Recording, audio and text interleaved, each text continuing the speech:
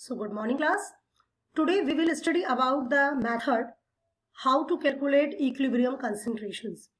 इस चैप्टर में हम बेसिकली इक्विलिब्रियम के बारे में बात कर रहे हैं। तो अब हम उस टॉपिक के बारे में बात कर रहे हैं जहां पर कि अगर हमें कोई रिएक्शन दिया है तो हम वहां पर इक्विलिब्रियम कंसंट्रेशंस को कैसे फाइंड आउट करें कि जिस मोमेंट पर हमारी रिएक्शन में इक्विलिब्रियम सेटअप हुआ, जिस मोमेंट पर हमारी रिएक्शन में इक्विलिब्रियम जो है वो आ गया, इक्विलिब्रियम की स्टेट आ गई, उसके बाद no forward no backward reaction is going on anymore. So how we will calculate the concentrations at that moment? हम किस तरीके से उस पर्टिकुलर इंस्टेंस पर, उस पर्टिकुलर मोमेंट पर concentrations को कैलकुलेट करेंगे. तो here is a method how to calculate the reaction. Step 1, write the balanced equation for the reaction. ये सबसे important point है. हमारा रिएक्शन जो है वो बैलेंस्ड होना चाहिए. अगर हमारा रिएक्शन बैलेंस्ड नहीं हुआ तो हम फाइंड आउट नहीं कर पाएंगे इक्विलिब्रियम कंसंट्रेशन. सबसे पहला पॉइंट, हमारी रिएक्शन बैलेंस्ड ही होनी चाहिए. अभी आप लोगों को स्क्रीन पर एक रिएक्शन नजर आ रही है, N2O4 is changes into NO2. This reaction is balanced. यहाँ पर नाइट्रोजन के 2 एटम्स हैं, यहाँ भी नाइट्रोजन के 2 एटम्स हैं, यहाँ ऑक्सीजन के 4 एटम्स हैं, यहाँ पर भी 4 एटम्स हैं. It is balanced. इस इक्वेशन को हम यूज कर सकते हैं इक्विलिब्रियम कंसंट्रेशंस को कैलकुलेट करने के लिए. तो पहला पॉइंट हमारा है कि हमारी इक्वेशन हमें जो भी दी गई हो वो बैलेंस्ड हो या अनबैलेंस्ड हो, हमें उसे बैलेंस्ड करना है. हमें ये जरूर इंश्योर करना है कि हमारी जो रिएक्शन है वो प्रॉपरली बैलेंस्ड है. Second point, under the balanced equation make a table that list for each substance involved in reaction. सबसे पहले इनिशियल कंसंट्रेशन. अब इनिशियल कंसंट्रेशन जो होंगी वो रिएक्टेंट्स की होंगी, वो प्रोडक्ट्स की नहीं होंगी. तो उनकी वैल्यू हमें नोट करनी है. हम चाहे ये सिंबल भी यूज कर सकते हैं. आई का सिंबल हम बेसिकली कंसंट्रेशन के साथ यूज कर लेते हैं just to distinguish initial and final concentrations में. उसके अलावा second point, the change in concentration on going to equilibrium. मतलब जब तक वो इक्विलिब्रियम तक पहुंची तब तक उसकी कंसंट्रेशन में कितना चेंज आ गया. एंड थर्ड पॉइंट है इसी का, द इक्विलिब्रियम कंसंट्रेशंस. के इक्विलिब्रियम कंसंट्रेशंस मतलब हम चाहे कुछ भी चीज एज्यूम करें लेकिन हमें इक्विलिब्रियम कंसंट्रेशंस को भी निकालना है. अब ये तीनों पॉइंट मैं आपको जो आपके राइट हैंड साइड की तरफ रिएक्शन लिखी है उससे क्लियर करती हूँ. यहां देखिए क्वेश्चन में दिया है इनिशियल कंसंट्रेशन या प्रेशर, क्योंकि जब गैसेस इन्वॉल्व होंगी तो हम प्रेशर की ही बात करते हैं. ये पॉइंट मैंने कल भी डिस्कस किया था. और अगर हमारे जो रिएक्टेंट्स या प्रोडक्ट्स हैं वो लिक्विड फॉर्म में है, एक्वस फॉर्म में है, किसी सॉल्यूशन फॉर्म में है, तो हम कंसंट्रेशन की बात करते हैं. सो स्टूडेंट्स, यहाँ पर हमें इनिशियल प्रेशर दिया हुआ है 4.98 बार. तो नेचुरल सी बात है हमारा जो प्रोडक्ट होगा उसका प्रेशर 0 होगा, क्योंकि इनिशियली हमारे सिर्फ रिएक्टेंट्स होते हैं, प्रोडक्ट्स नहीं होते. तो हमारा पहला पॉइंट कवर अप हो गया. सेकेंड पॉइंट है हमारा change in concentration on going to equilibrium. मतलब जब इक्विलिब्रियम सेटअप हुआ उस टाइम पर कितना कंसंट्रेशन में चेंज आया. अब हमने क्या किया है हमने ये एज्यूम किया है कि x जो प्रेशर है, मतलब जो वैल्यू है x, हमने प्रेशर की वैल्यू को x एज्यूम कर लिया है कि वो नंबर ऑफ मॉलिक्यूल्स कह लीजिए या N2O4 के एटम्स कह लीजिए वो कन्वर्ट हो गए NO2 में. तो जब इक्विलिब्रियम पर प्रेशर की बात करेंगे तो वो सिर्फ N2O4 की वजह से नहीं होगा, it is due to the combination of N2O4 and NO2. अब यहाँ पर इसलिए मैंने इसकी वैल्यू को x माना है. तो यहाँ पर 2x क्यों आया है? क्योंकि यहाँ पर इसके नंबर ऑफ मॉलिक्यूल्स डबल है या नंबर ऑफ मोल्स डबल है. तो ये मेरा इक्विलिब्रियम पर प्रेशर आ गया.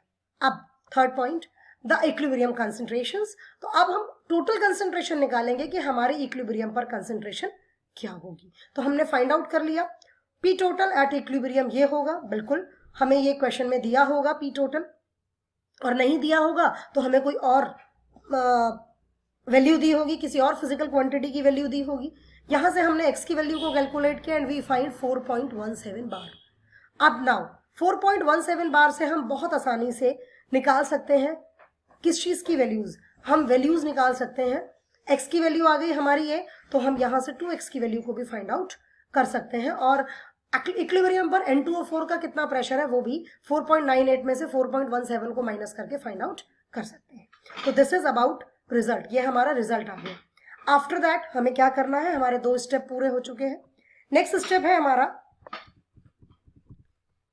Substitute the equilibrium concentrations into equilibrium equation. हमें पता है इक्विलिब्रियम इक्वेशन क्या है हमारी, हमने यहाँ पर लिखी है, ये है हमारी इक्विलिब्रियम कंसंट्रेशन की वैल्यू। हमने यहाँ से केपी की वैल्यू निकाली।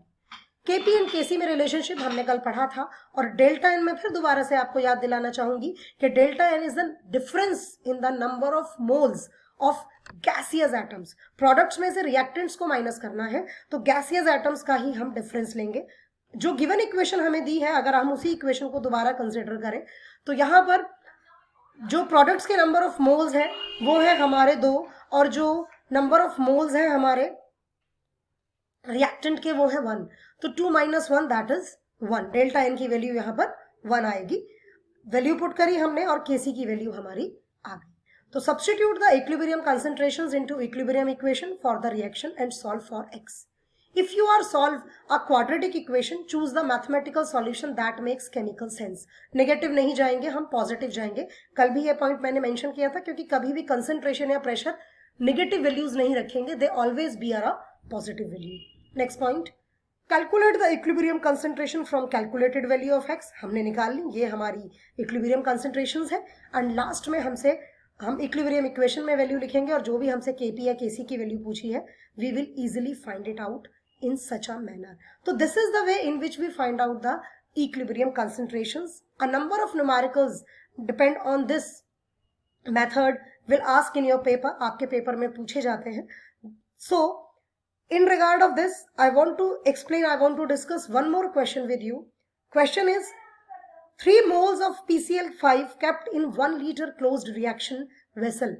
मैंने आपको ये पॉइंट पहले भी मेंशन किया है, केमिस्ट्री में जब भी हम रिएक्शंस के बारे में बात करेंगे we always take a closed system. हम हमेशा क्लोज सिस्टम की बात करेंगे, हम कभी भी ओपन सिस्टम की बात नहीं करेंगे।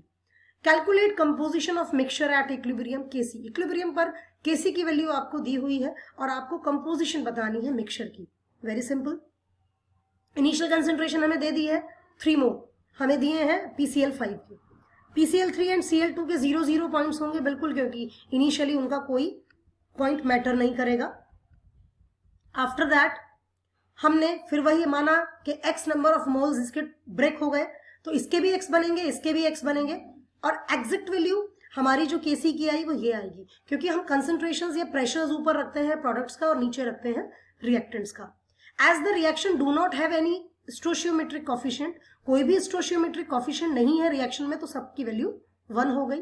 We put this value, we get a quadratic equation and simply solve this equation by applying the formula.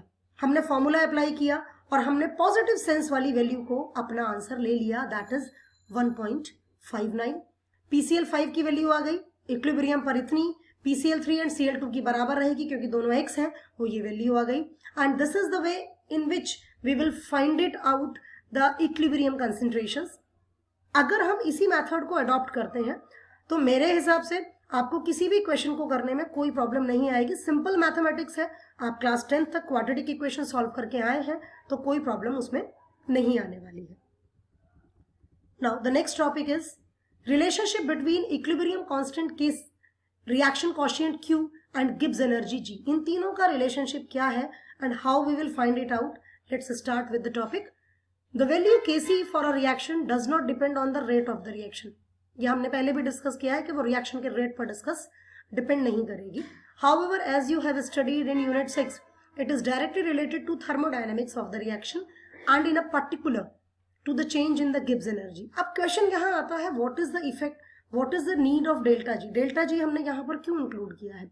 Just to find it out the spontaneity of the reaction, कि वेदर रिएक्शन इज स्पॉन्टेनियस और not, whether reaction is in equilibrium, और whether जो reaction है वो हमारा non spontaneous है। इन तीनों values को हम फाइंड आउट कर सकते हैं और ये टॉपिक हम पहले भी डिस्कस कर चुके हैं।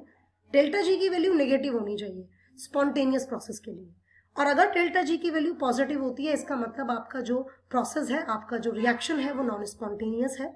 और अगर आपका डेल्टा जी की value change in Gibbs energy 0 है, इसका मतलब रिएक्शन इक्विलिब्रियम में है, वो इक्विलिब्रियम स्टेट पहुंच चुकी है और उसके बाद अब कोई फ्री एनर्जी में चेंज नहीं आने वाला है। तो सिंपल सा इक्वेशन लगाएंगे, वही जो हमारा रिलेशनशिप है, delta G is equals to minus RT log K। हमने log K की वैल्यू निकाली यहाँ पर। अब ये है ln, it is in the base of E. अगर मैं इसको 10 के बेस में कन्वर्ट करूंगी तो मुझे 2.303 फैक्टर से मल्टीप्लाई करना पड़ेगा, ये मैं पहले भी बता चुकी हूँ। ये लॉग था, हमने दोनों तरफ का एंटी लॉग लिया। लॉग को कैंसिल करने के लिए हम एंटी लॉग जरूर लेते हैं। तो व्हाट वी विल ऑब्जर्व, क्या मिलेगा हमें, लेट्स सी, ये मिलेगा के ई की base minus delta G upon R T. जो भी आपका यहाँ पर टर्म होता है वो ई की बेस में चला जाता है। जैसे ही हम ln के का लॉग एंटी लॉग लेंगे तो एंटी लॉग से लॉग कैंसिल हो जाएगा तो के की वैल्यू आ जाएगी एंड इट गोज इनटू ई की पावर। अब आप इसी ई की पावर को अगर log 10 की बेस में बदलेंगे तो 2.303 से मल्टीप्लाई करेंगे। नॉर्मली हम जो कैलकुलेशंस करते हैं वो उसी के बेस पर करते हैं, but sometimes we directly do the calculations, हम कई बार सीधी कैलकुलेशंस भी कर लेते हैं। नाउ डेल्टा जी की वैल्यू अगर लेस देन 0 है, इसका मतलब ये पूरा फैक्टर आपका पॉजिटिव है, इसका मतलब आपका जो सिस्टम है वो स्पॉन्टेनियस है। मतलब डेल्टा जी की वैल्यू लेस देन 0 तो के की वैल्यू जो है वो मोर देन 1 आएगी and that shows your process is spontaneous. Next, if your delta G is greater than 0 तो इसमें उल्टा हो जाएगा, के की वैल्यू लेस देन 1 हो जाएगी and your system is non spontaneous. तो in this way we will find it out कि रिएक्शन कॉशिएंट हमारा जो गिब्स एनर्जी है या हमारा जो इक्विलिब्रियम कांस्टेंट है वो किस तरीके से रिलेटेड है और किस तरीके से हम स्पॉन्टेनिटी रिएक्शन की, nature of forward and backward reaction, और रिएक्शन होगी या नहीं होगी, इन सब पॉइंट्स के बारे में कोई भी स्टेटमेंट दे सकते हैं। हमने रिसेंटली 2 दिन के अंदर 3 तरह के रिलेशनशिप्स पढ़े हैं जिससे कि हम कुछ इंपॉर्टेंट पॉइंट्स जो होते हैं रिएक्शन के उस पर कॉम्प्लीमेंट दे सकते हैं। तो this is for today, thank you and have a good day.